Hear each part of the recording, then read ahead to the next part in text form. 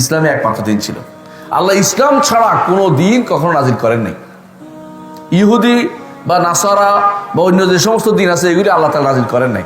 মানুষে বানিয়ে বানিয়ে নিজেরা দিন বানিয়ে ফেলছে এগুলিকে, কাইটা কাইটা, বুঝছেন কিনা? ইব্রাহিম আলাইহিস সালাম মুসলিম ছিলেন, তার ছেলে ইসহাক মুসলিম ছিলেন, তার ছেলে ইয়াকুব মুসলিম ছিলেন, তার নাতিপুতিরা সব মুসলিম ছিলেন।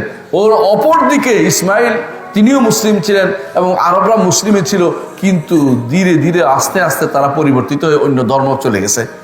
বুঝে আসছে?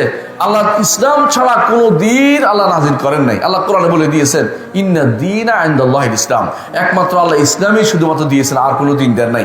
মানুষ এখন যত বলে যে আসমানি দিন হচ্ছে এই খ্রিস্টানিটি, খ্রিস্টান অথবা আসমানি দিন ইহুদি, এটা মিথ্যা কথা। কখনো আল্লাহ তাআলা আসমান থেকে ইহুদি নাসারা বা কোনো দিন নাজিল করেন, একমাত্র ইসলামই নাজিল করেছেন।